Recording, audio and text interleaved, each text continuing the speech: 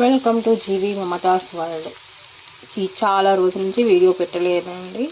ఇప్పటి నుంచి మళ్ళీ వీడియో స్టార్ట్ చేద్దాం అనుకుంటున్నాను. ట్రై చేస్తున్నాను. ఇప్పుడైతే సోరకాయ రొట్టె చేస్తున్నాను. జొన్న పిండి విత్ సోరకాయ రొట్టె అండి.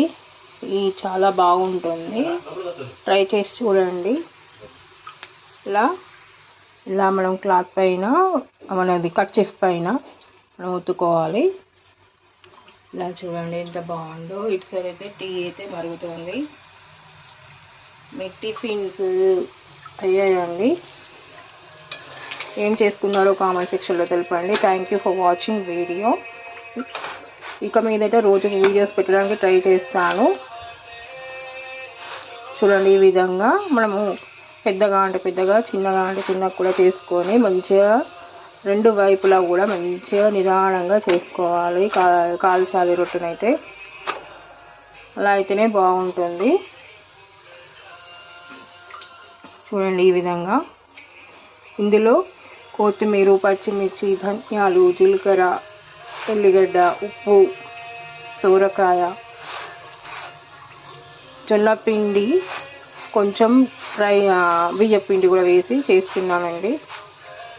ఎప్పుడు జొన్న రొట్టెనే కాకుండా ఈ విధంగా మనము సోరకాయ, క్యారెట్ ఇట్లా ఈ విధంగా వేసి చేసుకుంటే కూడా చాలా చాలా బాగుంటుంది. టేస్టీ, మళ్ళీ చాలా హెల్తీ. షుగర్ పేషెంట్స్కి అయితే చాలా చాలా హెల్తీ అండి. సోరకాయ, బీరకాయ, క్యారెట్, దోసకాయ ఇట్లా ఇవన్నీ కూడా మనం ఇట్లా వేసుకొని తినచ్చు. అట్లు కూడా చాలా బాగుంటాయండి. మరోసారి నేను అట్లు కూడా వేసి చూపిస్తాను.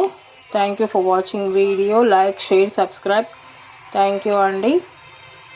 చూడండి టీ తాగొచ్చి మా పాప స్కూల్కి వెళ్ళిన తర్వాతనే నేను టీ స్టార్ట్ చేస్తానండి. స్కూల్కి వెళ్ళిన తర్వాతనే.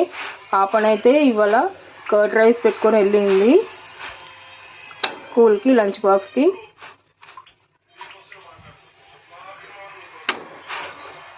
పాలకూర పప్పు చేశాను కానీ తన కర్డ్ రైసే తీసుకెళ్ళింది.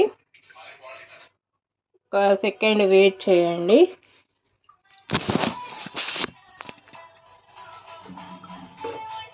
దీనిపైన పేనం పైన రొట్టె వేయడం కూడా చాలా ఈజీ అండి. ఇలా వేసుకొని ఇలా వేసుకోవడమే.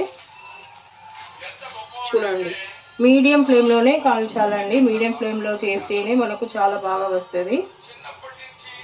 కొంచెం ఆయిల్ అయితే వేసుకోవాలి. ఇలా కొంచెం ఆయిల్ లైట్గా. నెయ్యితో చేసుకునే వాళ్ళు నెయ్యి కూడా వేసుకోవచ్చు, బాగుంటుంది.